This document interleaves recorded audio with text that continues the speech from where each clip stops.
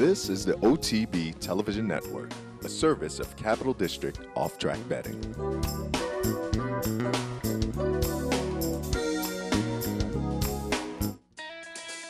They come to the 8th ball, and California Chrome is absolutely sensational. California Chrome shines bright in the Kentucky Derby. Will take charges surging, and it's a photo finish. It's too close to call. African Story wins the Dubai World Cup. Macho Man! Broadcasting live from the Capital OTB studios, this is Racing Across America with Seth Merrow.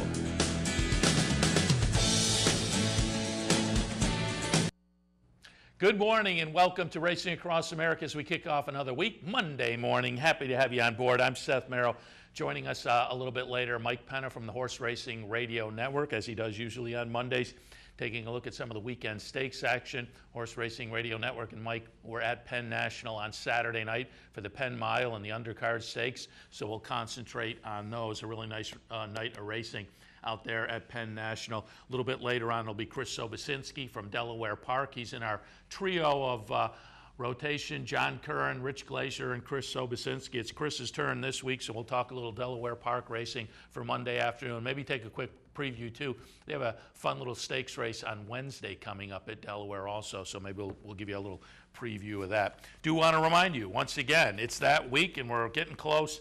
You want to come down here and have a seat at the Clubhouse Racebook, 711 Central Avenue in Albany. There is a $5 reservation that can be made to get a seat here on Belmont Stakes Day. Should be fun. I've said for the last week to various guests, yeah, Belmont Park does a great day. There'll be 100 and some thousand people there, but tracks, OTBs, simulcast facilities all across the country, I think will be crowded. Folks will be having a lot of fun. You heard John White yesterday say on my show that the roar for the Preakness as they came down the stretch was one of the loudest he's ever heard at Santa Anita. And obviously at Santa Anita, they were just watching the simulcast signal. I think we're going to hear a similar roar at various facilities around the country if California Chrome starts to open things up on Saturday. So if you want to be down here, be part of the fun crowd at the Clubhouse Racebook. $5 reservation to get a seat. That's your admission. A $1 win bet on California Chrome, photo of California Chrome, and a Belmont Stakes glass. To make a reservation, call 438-0127. Again, 438-0127. Some of the other events that are happening here during the month of June: Capital OTB, the website, branches and whatnot. Obviously, there's the big day coming up on Saturday. The following Friday, the 13th, there will be a $100 knockout challenge on the website. The King of the Hill June edition of the handicapping tournament will happen on Saturday the 14th, Friday the 20th, and Saturday the 21st, the Summer Showdown tournament right down here at the Clubhouse Racebook. Also Saturday the 21st and Saturday the 28th, Showviver contests online.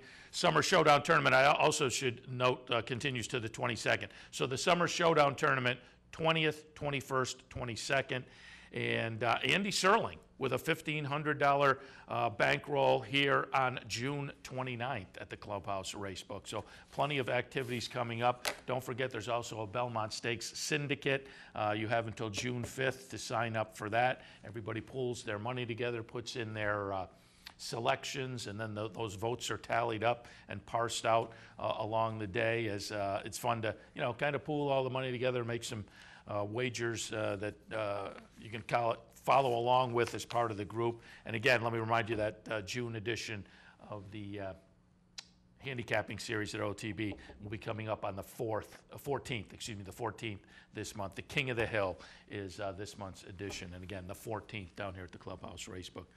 Had some workouts over the past few days regarding the Belmont Stakes.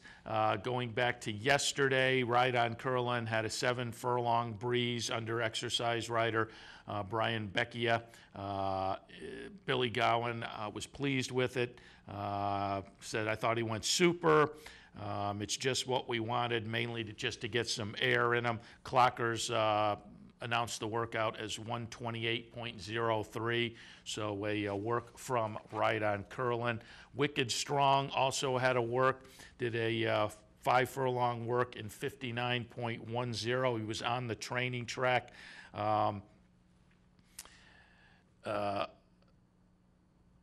And Jimmy Jerkins, trainer of Wicked Strong, said they were over on the training track because it was maybe going to play a little slower, and he wanted it to wind up a little slower, so he was well within himself, according to the reports after that. Wicked Strong actually maybe ran a little faster than anticipated, because according to the reports, he saw Palace Malice out breezing in company of ahead of him, and Wicked Strong kind of then, you know, the competitive juices got flowing, and he took off a little bit, but he was within the command of the exercise rider, and Jerkins thought maybe things were going a little fast and put up the slow sign, and the exercise rider slowed him down, but it's still a nice workout from Wicked Strong. So if you're a Wicked Strong fan, nice workout from him as well. Going back to Saturday, there were 3 workers, and yesterday on Loose on the Lead, we watched some video from those. And in fact, if you go to Equidaily, there's now a little Belmont section on the page, and it still links, I think, to this. I'm certain the link is still there, to this Blood Horse column from later on Saturday, which has videos of the 3 workouts. But California Chrome worked 47.69. All the reports on that were very, very good. Social Inclusion, again, according to Ron Mitchell, reporting in the Blood Horse, went 3 furlongs in a sizzling 33.48, went out 3 quarters in 109.45, so a fast work from Social Inclusion. And Tonalist was in company with Life in Shambles. And if you watch the workout, Tonalist starts to kind of work going into the far turn, and then halfway coming out of the far turn, gets joined by Life in Shambles, and they kind of come down the stretch together and go around the far turn. Tappet doesn't pull away from his workmate, but the splits were solid, 24 and change, 47, 112 and change. Clement says, we are excited about the work and excited about the horse. I'm very happy about everything. So California Chrome, Tonalist, Social Inclusion, some works on Saturday that, again, reports were positive about. Medal count was down at Churchill Downs. Medal count coming up for Dale Romans to join the Belmont Stakes field. Medal count down at Churchill Downs on Saturday worked in 110.3. General A-Rod, also at Churchill Downs, had a workout that confirmed his trip to the Belmont Stakes. Actually, both of these, Medal count and General A-Rod, with their workouts on Saturday, kind of sent themselves to the Belmont Stakes. General A-Rod worked in a minute 0.1, and connections from both decided to move forward. It's kind of funny, in the Blood Horse article covering the works, Dale Romans said he knew he was meeting with the owners subsequently at Cracker Barrel, and Dale Romans, after the work, wanted to go to the Belmont Stakes, said he was thinking of all the reasons that he could give the owner after the work. The owner shows up as they come into the Cracker Barrel and says to Dale Romans, when are we shipping?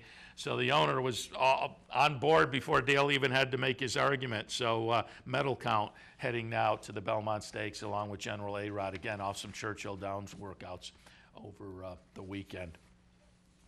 I noted, I mentioned this last week, I'm certain, about the winner, and I mentioned it yesterday a little bit with John White as well. There was the winner of the Santa Anita Millionaire Contest. On Santa Anita Derby Day, a fan was selected, Eddie Espinoza, 71 years old. He's a racing fan, resides nearby Santa Anita Park. He was selected on Santa Anita Derby Day, had to make a pick of a horse. He subsequently picked California Chrome. And as part of the contest, Santa Anita placed a win bet for him on the Santa Anita Derby, the Kentucky Derby, and the Preakness. So Eddie Espinoza has already banked almost $50,000. But if California Chrome wins the Triple Crown, this contest says Eddie Espinoza will win $1 million. And subsequently, in the press notes from Santa Anita Park, it sounds like he's a nice guy. He says he's a longtime race fan, but he has now said he and his wife, Susan, again, they stand to win $1 million if California Chrome wins the Triple Crown. But he's announced that he's going to donate a portion of the winnings to a couple of local churches and a local cancer research and treatment facility, keeping some for his family as well. But it sounds like just a nice guy who's already earmarked some of those winnings, if it should happen, to some charities and a couple of churches. So good for him. Going to be rooting for California Chrome, not only for the Triple Crown, but the Santa Anita fan, Eddie Espinoza. They sent him to the Preakness. However, he is going to choose to watch the Belmont Stakes from his home track, Santa Anita, where they'll have him in one of the nice exclusive suites. And so Eddie Espinoza, race fan from Santa Anita, chance to win $1 million if there is a Triple Crown. Took a look at Friday, Saturday, Sunday. I was just curious, with the Rainbow Six having been hit on Sunday, taking the wind out of the mandatory on Monday.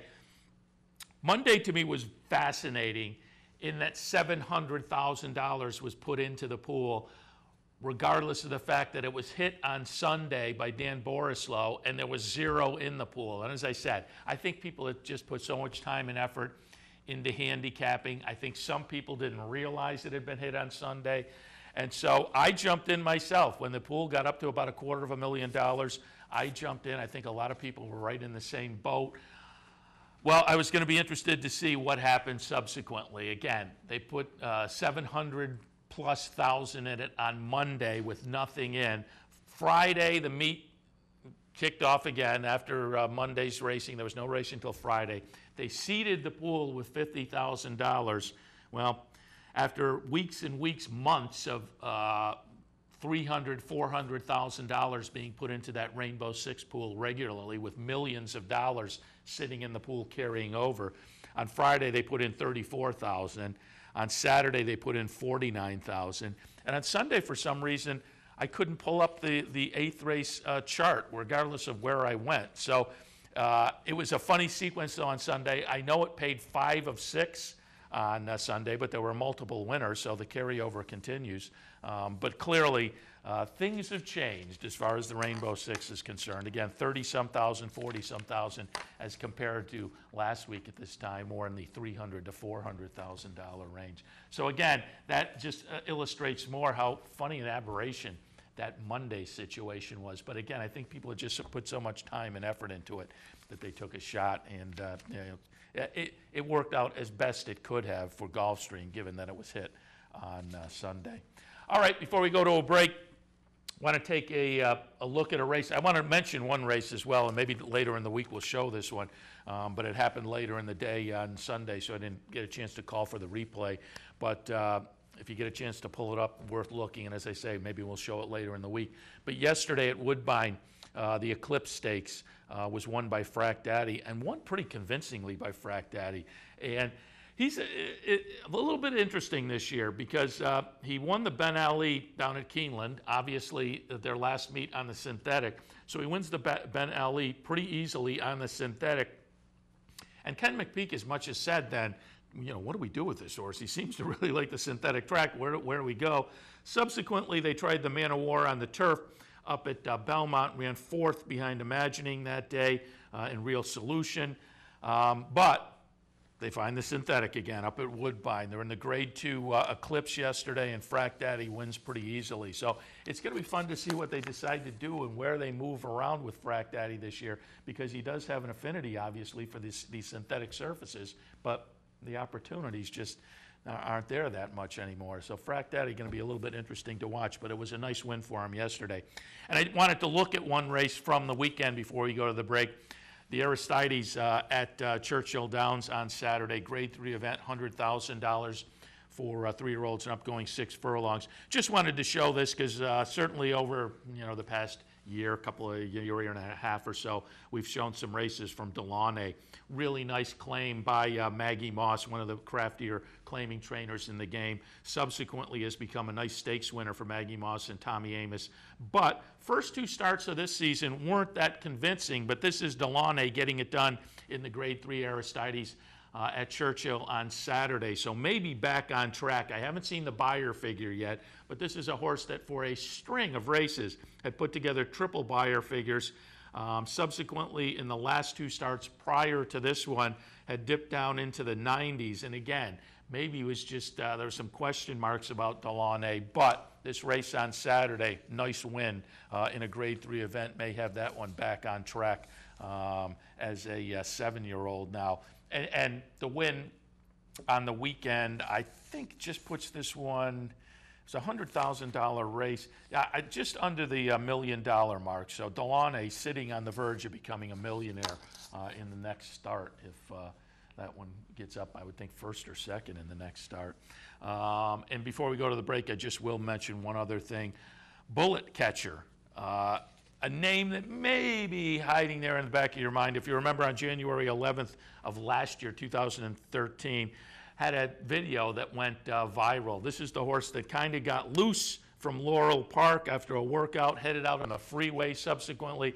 There was a jockey and a trainer following in a pickup truck. They took some video. Horse was out on the highway, galloping down the highway. And again, the video went kind of viral. Well, Bullet Catcher has been retired. Wasn't a bad horse. I mean, the story of the career was obviously got loose on the highway. They had the viral video, and subsequently came back and won, I think, a couple of starts after that jaunt down the highway. But overall, 20 career starts, 5 wins, 5 second-place finishes, over $100,000 in earnings. So Bullet Catcher, kind of the fun, interesting story there. As all turned out well, galloped down the highway, but they wrangled the horse back. And again, the video was one that a lot of people were tuning into when it was first put up there on the internet. All right, we'll head to our first break. When we come back, again, we're going to take a look at some of that Penn National action from Saturday night, when we're joined right after this by Mike Penna from the Horse Racing Radio Network. Stay tuned. I'm Seth Merrill. Join me Friday and Saturday, June 6th and 7th, when I'll be reporting live from the backstretch at Belmont. We'll be speaking with top trainers and analysts, getting insights on all of the stakes action from Belmont Stakes Day. All the best right here on Capital OTB TV. Affirmed holding ahead in front, and Ali Dar on the outside is challenging again. The build up to most races or most events, quite often the result is anticlimactic, but that can never be said about the 1978 Belmont. Affirmed's got a nose in front as they come onto the wire. The crowd at the Belmont that day, they saw the heart of a true champion. There are races and there are events. On Saturday, June 7th, experience the richest day in the history of the Belmont Stakes. On Preakness Day, no one brought you more insight, more analysis, and more information crucial to the professional horse player than OTB TV, with live coverage from Pimlico, including Pimlico track announcer Dave Rodman, HorsePlayerNow.com's Brian Nadow, and none other than California Chrome's exercise rider Willie Delgado, each with their own expert analysis and first-hand look at track conditions and early morning workouts. So for the very latest racing news and opinions, keep it right here on OTB TV. The Capital OTB Handicapping Challenge Series is back. That's right. The 2014 Capital OTB Handicapping Challenge Series is back, and it's your chance to win thousands in cash and prizes, and a seat at the 2015 Handicapping Championship in Las Vegas. This month's contest is the King of the Hill on June 14th. So sign up today, online at capitalotb.com, or stop in at the Clubhouse Racebook. Using CapitalOTBBet.com is as easy as 1, 2, 3. 1. Simply log on with your username and password from the homepage. 2. Fund your Capital OTB account through our Easy Money, Green Dot, or Visa MasterCard options. And 3. Place your bet on one of our 3 easy-to-navigate wagering platforms, Capital Bet TV, Capital Bet Express, or Capital Bet Pro. CapitalOTBBet.com. Log on today. Missed one of our TV shows? No worries. Now you can catch all your favorite programs online. Simply log on to CapitalOTB.com and click on the YouTube link at the bottom of the homepage. And look for our new podcast coming soon. CapitalOTB.com. Log on today. This is Racing Across America with Seth Merrill.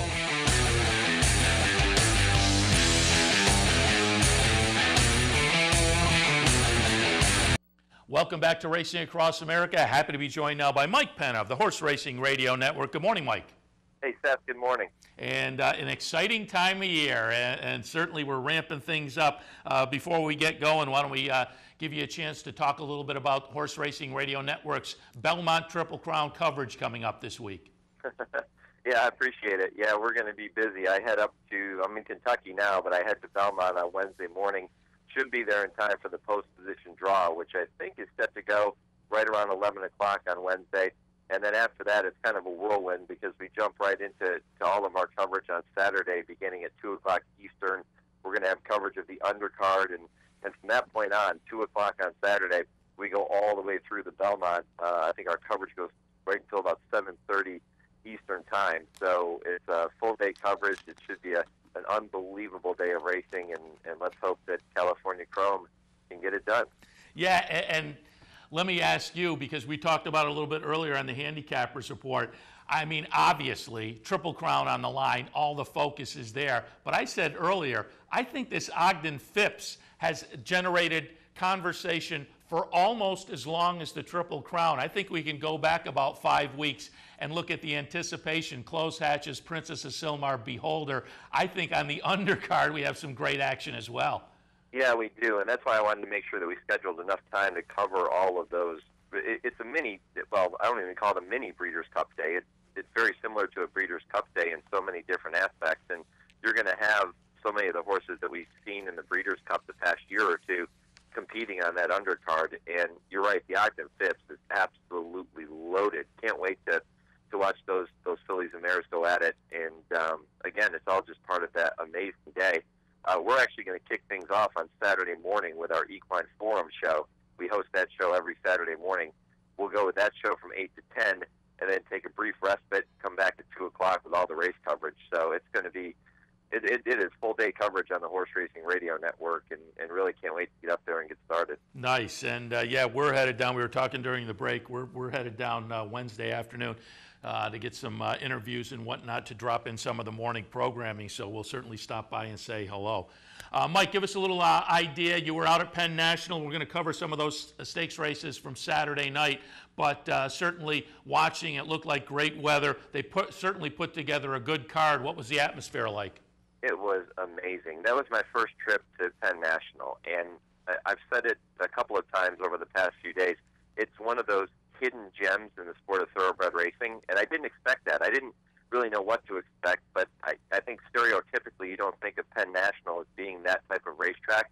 But Seth, it was such a quaint little track. Of course, they now have the casino attached to it because Penn Gaming are the owners of Penn National. But the casino, very similar to the casino at Charlestown. Of course, it's the same ownership group. And then to walk from the casino right out onto the track and to see the way that the management handles the racing end of it, the emphasis still seems to be, as much as it is on the casino, there's still an emphasis on racing at Penn National. But then when you walk out there and you see the mountains in the backdrop, which is kind of around the far turn, if you're watching the horses turn for home, you're looking right at those mountains, and it is really spectacular. It really is kind of a hidden jewel in the sport. Yeah, and they added this Penn Mile to their schedule last year. Crafty spot on the schedule, gave them another good edition of it this year. The undercard was kind of fun as well, and we'll go through some of these. And because I also think they're very smart with the scheduling. They started things right off with the Penn National, with the Penn Oaks, race number 1, post time 6:05, and I think they're capitalizing on, let's not let people escape from simulcast facilities and whatnot as they're watching Belmont or some of the earlier tracks. So they were really crafty with the scheduling as well, front-loading these stakes. But the opener on Saturday night was the Penn Oaks, first running of it, $100,000. I thought it was a fun little field in here. There were a couple of scratches, but it was still a field of 6. Ready to Act was in here for Chad Brown and went off as the 3-5 favorite. But the winner will be Interrupted, who went off at 7-1. So as we watch the stretch run, it will be number 6, Interrupted, getting it done. One of the things I found interesting in here, Interrupted comes out of a race at Tampa in the Florida Oaks. And Mike, as we've had people over the last few weeks, as we've gotten some of the spring, summer tracks kicking in, and we've invited in folks from those tracks, they've noted horses coming out of Tampa this spring have done very, very well. Interrupted again, comes last race, that Florida Oaks down at Tampa, gets it done, a very lightly raced horse for Graham Motion, a trainer who's having a pretty good spring season as well. And then underneath it was Je Suis Enchanté at 28-1. That one's interesting to me because I think in a lot of these races at some of the smaller tracks when they have big nights like this, always seems like some hometown hero gets in and completes an exacta. That was the case here. So again, as we watch the stretch run, number 6, Interrupted, wins. Number 3, Je Suis Enchanté at 28-1 runs second, completing a $230 exacta. The favorite, Ready to Act, maybe a little bit disappointing, 3-5 running third. What were your thoughts on the Oaks?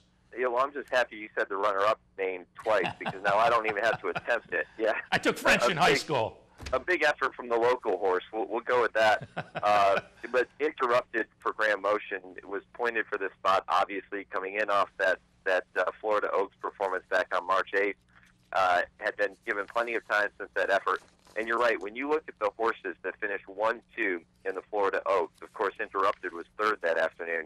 You're talking about Testa Rossi, who was the winner, and Is Stanford, who was second. And both of those fillies, top-notch fillies, they would have certainly been favored in this Penn Oaks here today. So you could make a strong case for Interrupted. I actually really liked her going into this race. I was a bit disappointed with the scratch of Aurelia's Bell because she was my top pick. I thought that she would take to the grass in her first try. I was really waiting for her to run on grass, and when she was entered, I was kind of drooling at the opportunity to bet on her. But unfortunately, she came out. So Interrupted then became my top pick. I thought she ran a great race. She came up the inside. Angel Serpa did a nice job of saving ground. Didn't have a lot of room at about the 8th pole, but was able to squeeze through and come up and get the victory. Ready to Act, the favorite, had a pretty good trip under Javier Castellano and just no real excuse, just wasn't good enough. She couldn't match strides with Interrupted down the lane.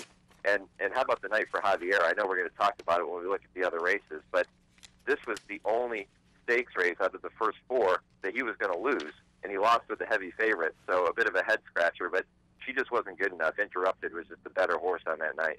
Yeah, and again, Ready to Act, it was Chad and Javier, but I think they wound up not only with a good night, but with a good weekend, so no complaints there, but they did lose in that opener. Again, the Penn Oaks Interrupted. Very lightly raced, so again, in this subdivision of 3-year-old fillies on the turf, she could be an interesting one to keep our eyes on. This was only the 4th career start, and as noted, Graham Motion having a very good spring season as well. All right, let's shift our attention now to race number 2 on the program, Pennsylvania Governor's Cup. I was a little bit disappointed that we didn't see Ben's Cat in here, but then subsequently another addition to that blockbuster Belmont Stakes Day card. Ben's Cat's aimed for a race there, so that'll be fun. But still, an interesting, fun field in here. Tight End Touchdown, as we watch the stretch run, will be the winner, the number 5 horse, as the 6-5 favorite. I was maybe a little bit surprised at the favoritism. 7-2 on the morning line. Given the last race, I thought, well, you maybe could stick with that. Obviously, races just prior to that were better, and very good was the last time this horse raced here at Penn National. It was this race last year, a 107 Beyer figure win. So the betting public was jumping on that, thinking horse for a course, and they were absolutely right, as Tight End Touchdown makes a nice run down the stretch to get it done. And again, he will be the number 5 horse, and that's really kind of the story of this race. Married to the Music Scratching, maybe took a little interest out. The Linda Rice horse came in with some good form and could have been a little bit interesting, and Linda Rice in a turf sprint is always interesting. But again, Tight End Touchdown, just making it 2 for 2 in this race was the story. Yeah, and I thought this was a really wide-open race. The Tight End Touchdown 7-2 on the morning line as the defending champ, but I didn't necessarily think he had to win it. As a matter of fact, I really thought that he wouldn't win this race. I was kind of a fan of Storm of the Century, who ran very well under Stuart Elliott, but Tight End Touchdown was just a better horse. And you mentioned the horse for course angle. The last time he ran at Penn National was in the Pennsylvania Governor's Cup a year ago. We talked about him being the defending champ. All he did was win that race by 5.5 lengths. So he obviously liked this particular track. He was a horse that you had to use if you were playing trifectas and superfectas. But I thought he was vulnerable, but he certainly proved me wrong. And again, the first of 3 consecutive stakes wins for jockey Javier Castellano. Yeah, again, a nice night for him, no question about it. Moving on to the Mountain View, and this is where I say, you know, they added that Penn Mile to their schedule, and now the undercard has become interesting as well. And this Mountain View handicap, $200,000 purse, 1 mile and an eighth. But boy, did they put a nice field together. Now, there were a couple of scratches that were notable. Golden Ticket scratched, Tap Town scratched, but you still had Last Gunfighter in there, a millionaire. You had Valid in there, who was obviously going to show some speed from the rail and did show some speed from the rail. And Ruler on Ice in there, yet another horse that certainly has put together a nice resume, including that Belmont Stakes, but yet another millionaire. So you got a couple of millionaires in this field at Penn National, and as we watch the stretch run, it will be Last Gunfighter just getting up over the number 1 Valid, who had set the early pace. Now, there was an objection in here, and you may see a little bit of the horse that runs fourth, Arlo. There is maybe a little bit of juggling in there, but watching the head-on, to me, I think the stewards probably made the right decision. But it was a very nice move from Last Gunfighter. Again, Chad Brown, Javier Castellano, particularly off the layoff. This horse was last seen at the end of November winning the Hawthorne Gold Cup. So a nice effort from him. We'll see the stretch run here. Again, number 4, Last Gunfighter will just get up.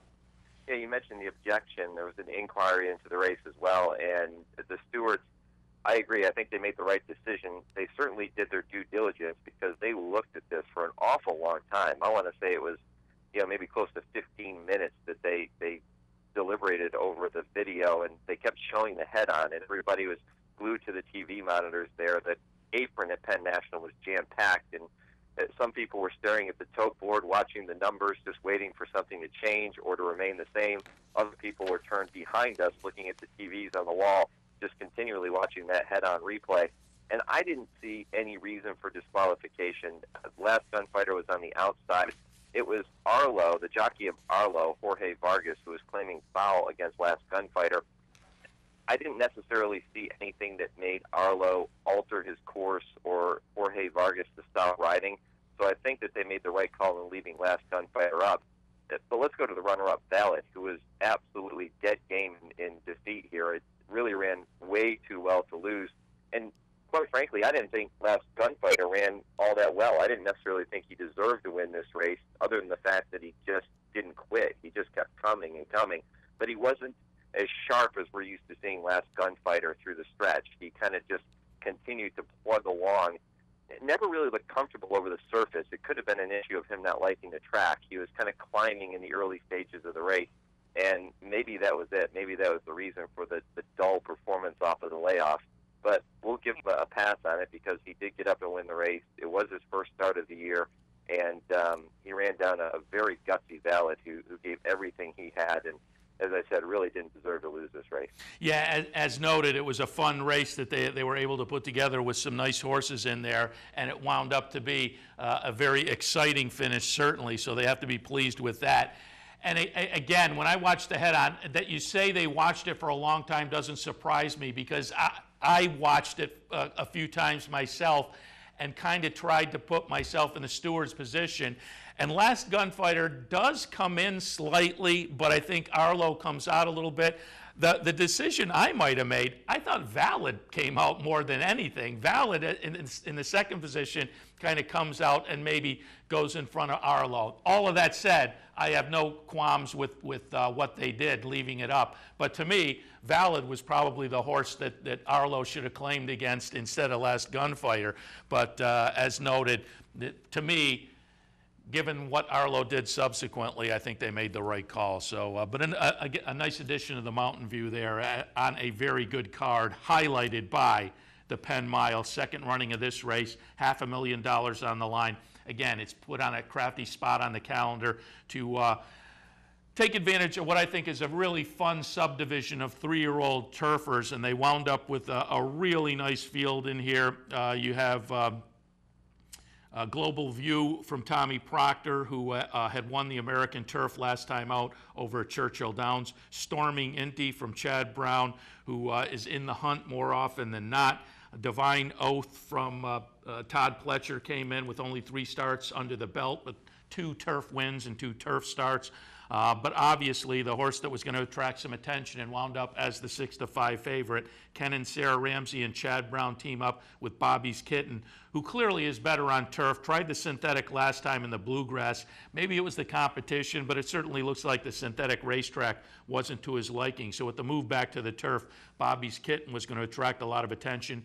Did, and as we watch the stretch run, it will be Bobby's Kitten, the number 4 horse, winning pretty easily. Tommy Proctor's Global View will run second as the second choice at 8-5, and Storming Inti third. So really, the first 3 betting choices in order, no real surprises, but I think Bobby's Kitten puts himself in a good spot, again, in this fun subdivision of 3-year-old turfers.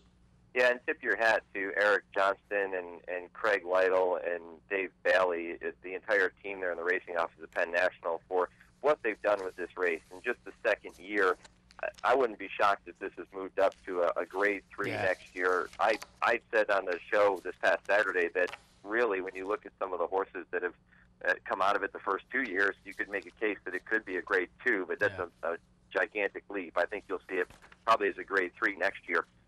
Bobby's Kitten, certainly a deserving favorite in here. You knew Global View was going to take a lot of money coming off of that big win in the Grade 2 American Turf at Churchill on May 3rd. Bobby's Kitten strikes me as a horse that's going to be a very, very good miler as we move later in his career. Global View, on the other hand, is a horse that, when you look at him, he's a bit more of a robust type of horse. He takes a little bit longer to get going than the fleet-footed Bobby's Kitten. I think if they ran at 1 1/8, 1 1/4, you would favor a horse like Global View, but at a mile, it's going to be Bobby's Kitten, I think 9 times out of 10. And he certainly performed the way a favorite should perform. He looked great winning that race, and he's back on his game. And I will also note, we've talked about, and it was Javier Castellano getting it done again. We talked about him a couple of times, but this race also drew Gary Stevens, and I think that says a lot as well when Gary Stevens comes cross-country to participate in a race at Penn National. I agree with you. I think graded status is sitting on the windowsill for this race. Yeah, no doubt. And I know that they base a lot of the graded status on how these horses perform later in the year, and that'll go a long way toward determining whether this should be a grade 3 next year. But when you're talking about Bobby's Kitten and Global View and Storming Inti, even Divine Oath, I think you're going to see those horses win some pretty good races up the road. Absolutely. All right, Mike, before we let you go, I mean, we are still the better part of the week out, but give us some of your thoughts, your early thoughts on the Belmont Stakes. Well, obviously it's all California Chrome and everybody else at this point, at least in terms of what the public wants to see happen. But I've said this on several different occasions. If he is going to win the Belmont, which it's no profound statement to say that it's his toughest test, not only does he have to overcome the new surface and the 1.5 mile distance, but he's going to hook those rivals that finished behind him in the Derby who are now fresh, like Commanding Curve and Wicked Strong. They're just waiting there. And from all reports, they're doing extremely well, just like California Chrome. So the stage is set, and if he wins the Triple Crown, there's no doubt in my mind that he's going to have to earn it, and that he's a worthy winner of the Triple Crown if he can pull it off. Yeah, it's going to be a really exciting day, and again, there will be plenty of coverage on the Horse Racing Radio Network. Folks can stop by your website to see the entire schedule and information. Mike, we appreciate the visit. We'll catch up with you down at Belmont. Appreciate it. We'll see you there. Thanks, Seth. Mike Penna from the Horse Racing Radio Network. We'll take our next break. When we come back, Chris Sobocinski from Delaware Park.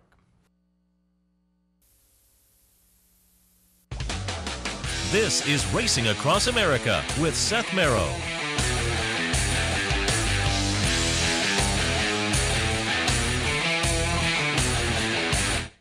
The future of online betting is here, and only at the all-new CapitalOTBBet.com.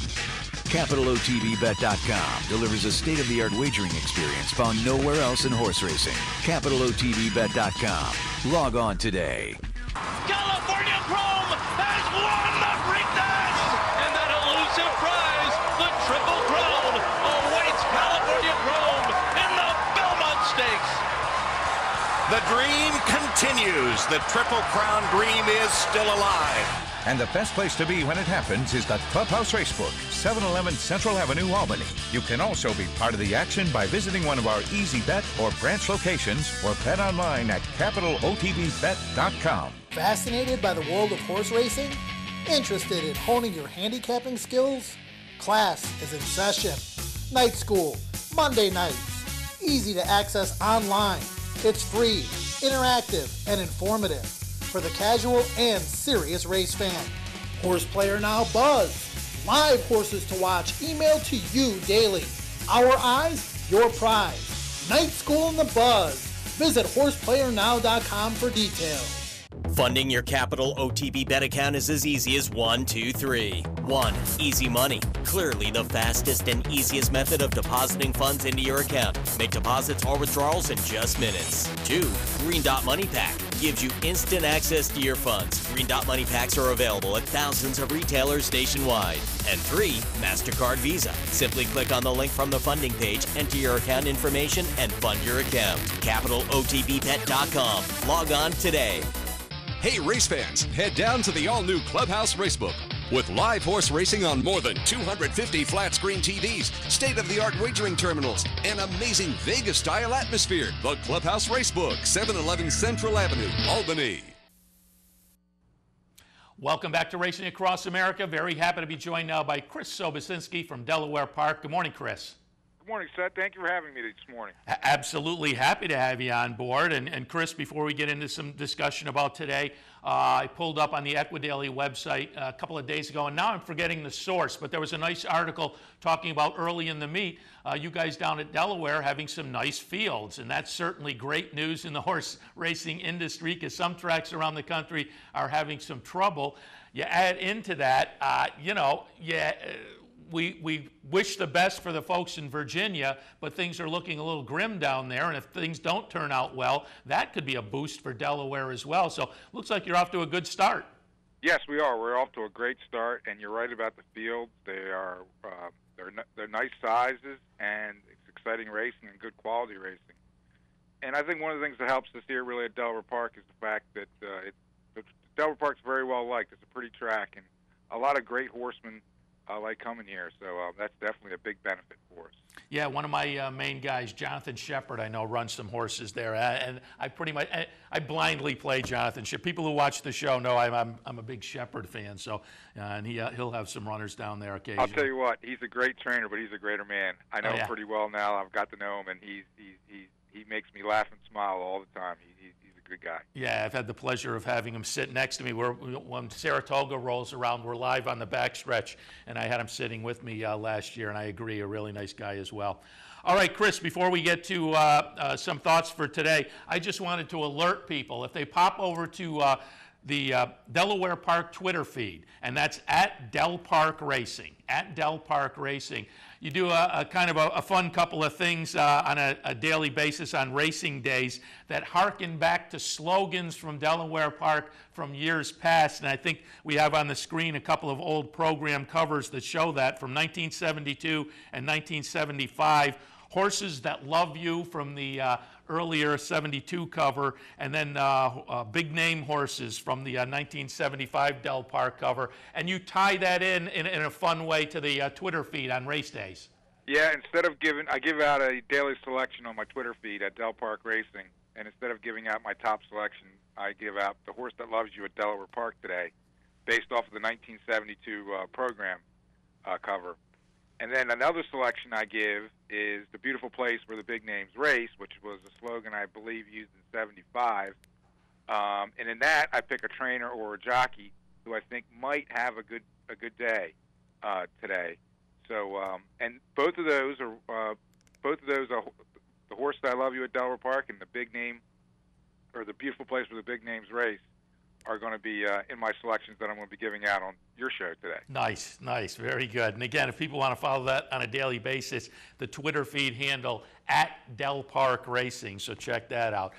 Chris, before the other thing I do too on that is I send out a throwback photo from Delaware Park every live race day, which is kind of neat. Yeah, it harkens back to the glory days of Delaware Park. Yeah, now that you mentioned that, I went to the feed yesterday and was picking up on some of those, and those are always fun. I love looking back at, and as you say, the heyday of racing in this country. When you go back, it's always fun to see, the guys in the suit and ties and the women in the dresses and whatnot. A little bit different now, but still able to cash some tickets, and that's what's important. We'll see if we can give out some good information along those lines for this afternoon. Before we do that, what's your weather look like today? Beautiful. It's sunny. The temperature is probably going to be in the mid-70s. Maybe it will hit 80 degrees, but it's a great day for racing. Our main track is fast. Our turf is firm. So we have excellent conditions for a great day. That's what we like to hear. All right, let's kick things off. You got some for us early in the card today. We'll kick things off in the opener, a B-level claimer, $5,000 to $7,500 tags. These are fillies and mares, 3-year-olds and up. They're going to go a quick 5.5. What were your thoughts in the first? Well, first let me preface my selections today by saying this is a tough card. I had a hard time finding horses that I really, really liked, which is good, which means that more than likely we'll get some price horses. My selection in the first race, number 4, Virginia Ann, trained by Jeff Talley, has a good record over the track. 3 starts, 1 win, 1/3. Nice sharp effort in her last race, and I think rounding in the form and is looking to throw a big effort today. Yeah, and I see comes in from Oaklawn. I have said before, I like Oaklawn shippers at this time of year. Had that start after Oaklawn and ran 3rd, but I'm looking right up above at Sexy Sandbagger coming in from Tampa, and I'll ask you this. The last week and a half or so, we've been adding folks to the mix like you at Delaware who are kicking off their spring seasons. And I probably had 3 or 4 people mention, and I wonder if you agree, the Tampa shippers this spring they've been paying extra attention to. Yes. Tampa shippers are always tough, too. I mean, I don't care where they ship from. Tampa, the horses that run there are good, hard-knocking horses, and wherever they ship to, they definitely, you have to pay attention to them. Yeah. They've done well here. They've always done well here at Delaware Park.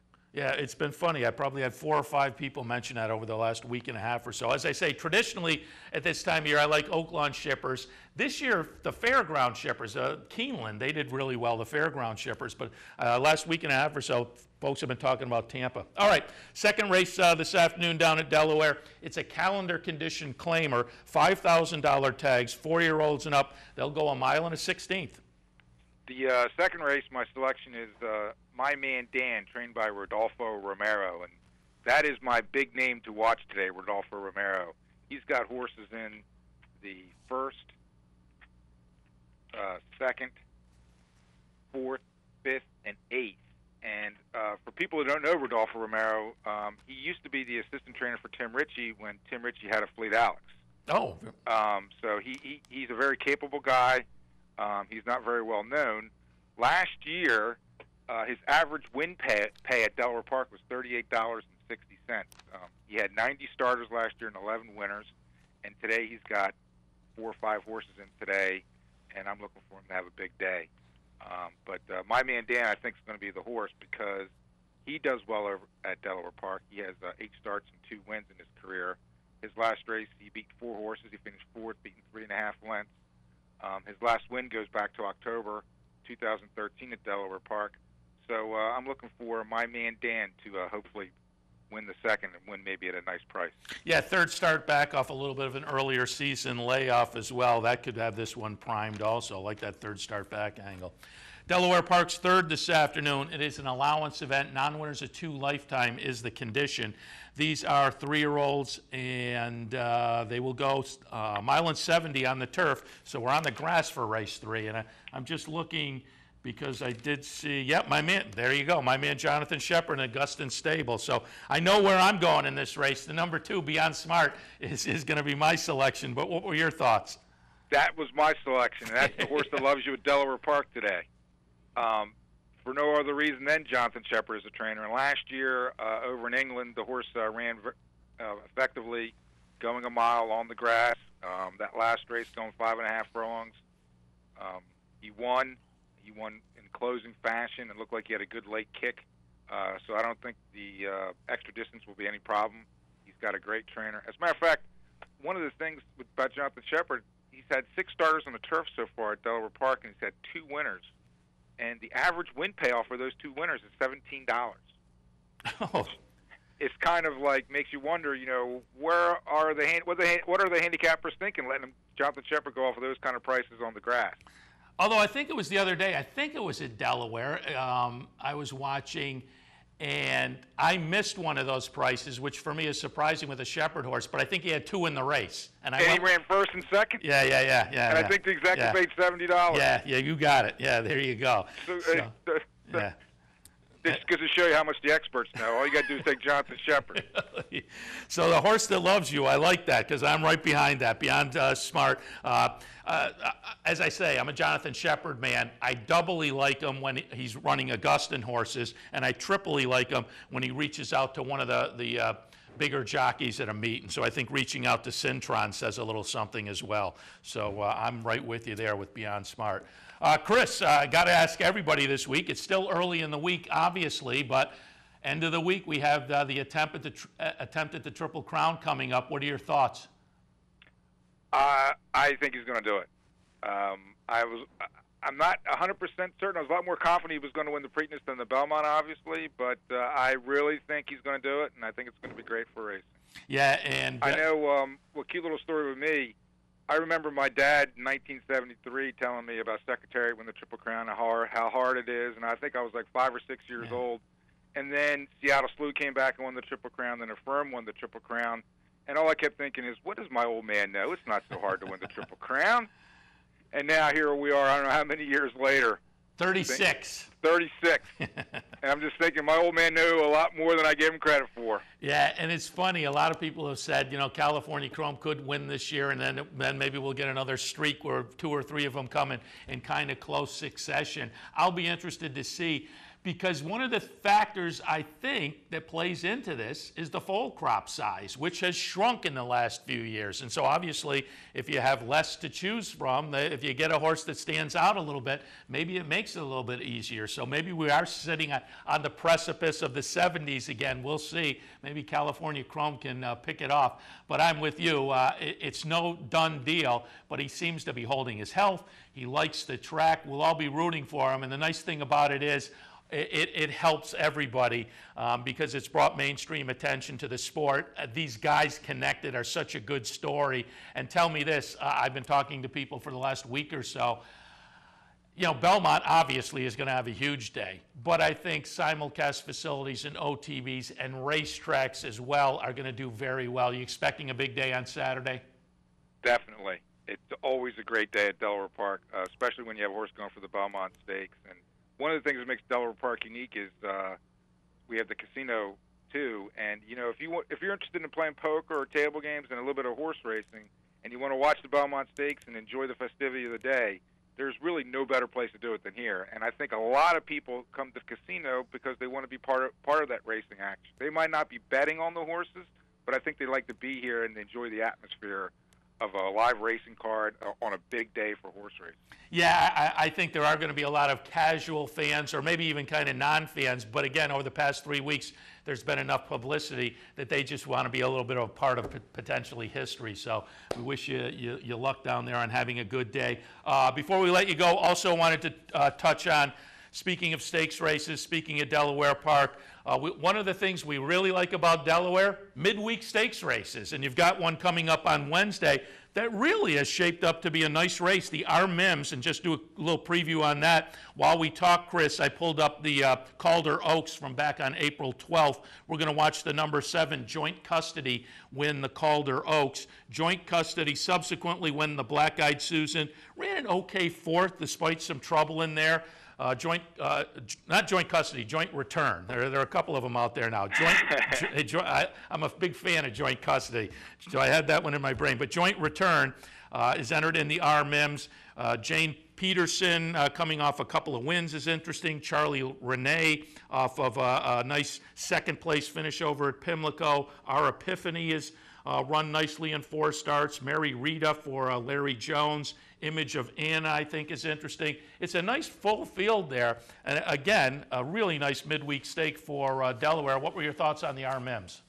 Well, first of all, this is one of my favorite races of the year because this is essentially the first local prep race for the Delaware Oaks, which is run on July 5th. And I really suspect some of these horses are going to come out of this race and be pointing for the Delaware Oaks, and I'm really excited about that. I'm excited about Joint Return. I really think this filly could be special. I'm not exactly sure what happened in the Black Eyed Susan. It says here that she lost an iron early, and she was 6 wide, so she probably had a legitimate excuse. But the Calder Oaks was a sensational race, trained by John Service, who won the Delaware Oaks in 2000, I believe, with a Fox Hill Farm horse named Zonk. Michael McCarthy was the rider that day. So John Service is a local guy, and he's got a nice filly, and hopefully he'll have this filly on track and ready to go in the Delaware Oaks as well. Yeah, and again, we'll remind people that's coming up on Wednesday. Again, that's one of the nice things about Delaware, those midweek stakes, and this RMM's a nice full field. Should be a lot of fun. Chris, as always, we appreciate, and we're just watching the stretch run again of the Calder Oaks, and that is Joint Return getting it done. So that's the one we'll certainly focus on a little bit on Wednesday. All right. One of the reasons why I really enjoy this race is because of all the local connections that have horses in this race and nice horses in this race. It just reminds you of how much people in this area enjoy racing, and the horses they own really reflect their passion. And we're going to be passionate about this afternoon as well, and root for your selections in the first 3 and through the remainder of the card as well. Chris, as always, we appreciate the visit. We got you in the triple rotation, so I guess we'll talk to you again in 3, but we appreciate the visit this morning, and good luck this afternoon. Yeah, we got our big hitter in the 3-hole, Rich Glazier, so he's going to be good next week. The cleanup hitter next week. Yep, that's it. All right, very good. Thanks, Chris. Thank you, Seth. Chris Sobocinski from Delaware Park. A little earlier, Mike Penna from the Horse Racing Radio Network. That will wrap us up for Racing Across America for this Monday. It is the week leading into a potential Triple Crown. I'm going to head out, I think after the show on Wednesday. We're going to head down to Belmont Park, try to pick up some interviews that'll get slotted in the mornings subsequently. But we'll be talking plenty of Belmont Stakes, obviously, during the week. And then towards the end of the week, some of the other nice stakes races that will be picked up. The Friday card is already pulled, if you want to take a look at that for Belmont. But again, big week with the Triple Crown on the line, and we'll be talking a lot about it with some of our regular guests and some new guests that will slip into the lineup. So stay tuned all week long. Racing Across America on every Monday through Friday from 10 until 11 a.m. A little bit earlier on the Handicappers Report, Anthony Mormino and I took a look at Parks and Finger Lakes. Hopefully we gave you some good ideas. So let's all enjoy the races, cash a few tickets. We'll see you tomorrow morning.